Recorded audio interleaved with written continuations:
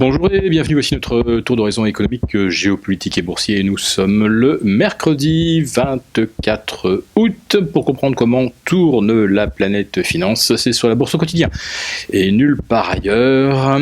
Et l'épisode du jour s'intitulera Boîte à baffes, version 24.08. Oui, cette journée a commencé merveilleusement pour les grands manipulateurs d'indices avec le fameux principe du lance-pierre. On commence par tirer les indices à la baisse et ensuite, twink, on relâche et derrière, part une véritable fusée à la hausse. Ce matin, le CAC 40 effaçait en quelques secondes l'intégralité des gains de la veille, plus 0,7%, dont on ne sait d'ailleurs pas trop d'où ils sortaient, mais bon, ils étaient là, on les a pris. Avec une baisse de 0,9, les stops se déclenchaient. On voulait quand même ne pas se transformer les gains de mardi en perte le mercredi.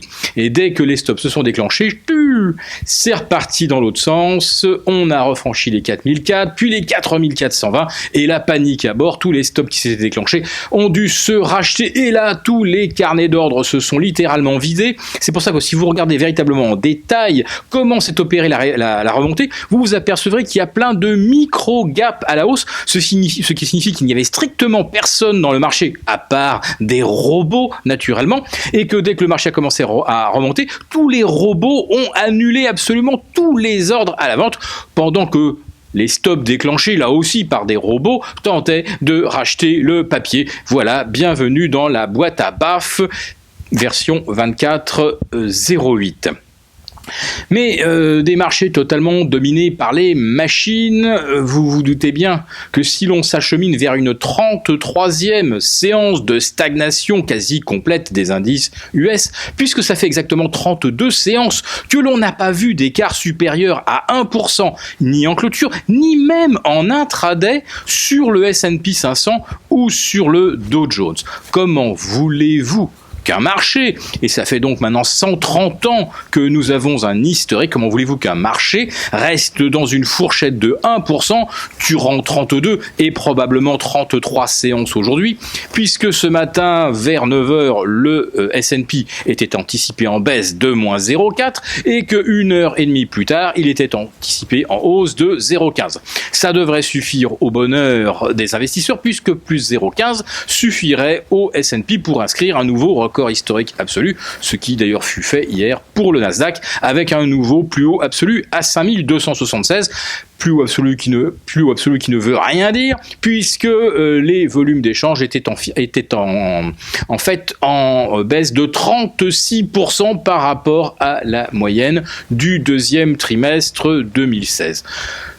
Le message est simple sur les marchés, il n'y a plus que les banques centrales. Alors, pour ce qui est du Japon, c'est une évidence, puisque maintenant, la Banque centrale du Japon détient 60% des ETF actions japonaises et 25% des actions cotées sur le Nikkei. Aucun opérateur au monde, dans aucun moment de l'histoire moderne des marchés, aucun opérateur n'a évidemment jamais détenu 25% du marché. Autrement dit, il n'y a plus de marché. Tokyo, c'est la banque centrale. Et aux États-Unis, le marché, c'est la Fed et c'est 5 ou 6 principaux relais à Wall Street qui ont absolument tous les mêmes algorithmes. Alors là, vous avez eu des procès pour entente, pour manipulation du Libor, manipulation des cours de l'aluminium, manipulation des cours de l'or, ce qui a d'ailleurs emmené le changement de système de cotation. Mais lorsque tous les opérateurs font tourner en même temps exactement les mêmes algorithmes tous les jours, alors là non, il n'y a pas de manipulation, pas du tout, il n'y a pas d'entente. Le marché a l'air de fonctionner de façon totalement optimale. Bon, il n'y a plus de marché, évidemment, puisque tout le monde fait la même chose au même moment, avec l'approbation tacite des autorités boursières et bien entendu l'encouragement de la Fed. Alors cet été, nous vous avions dit que nous pourrions assister à un trou d'air sur l'or.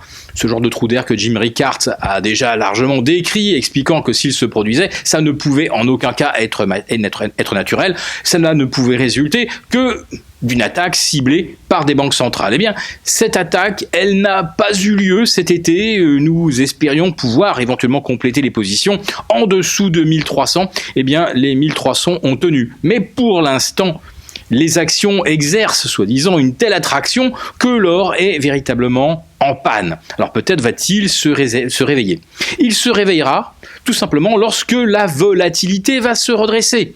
Mais après 32, voire 33 séances de stagnation totale au sein d'un canal de 1%, il n'y a évidemment plus de volatilité.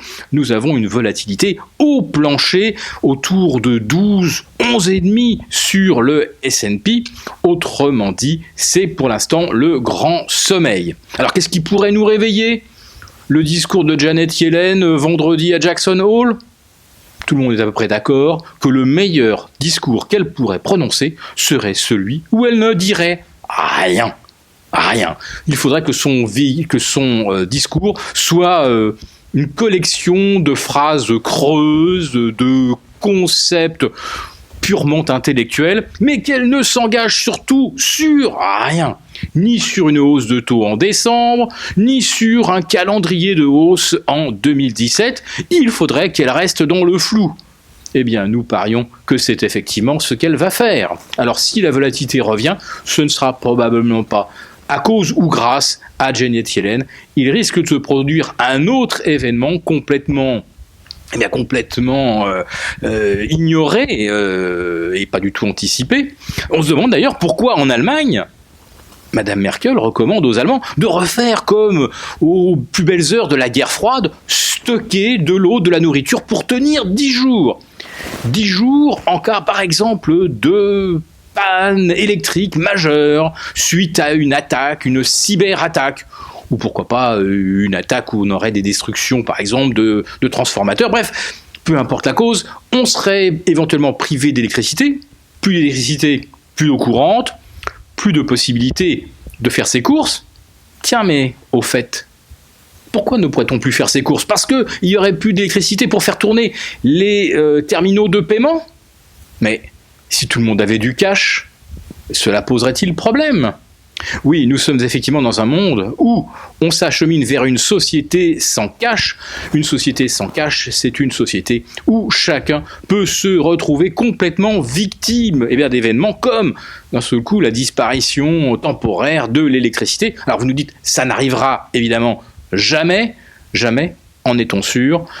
Tout ce qui paraissait ne jamais pouvoir survenir, comme par exemple l'effondrement total de la Grèce, eh bien, tout ce qui en Europe paraît impossible, eh bien, comme par hasard, ça survient. Madame Merkel semble en être tellement convaincue qu'elle a conseillé aux Allemands de stocker. On se demande bien pourquoi.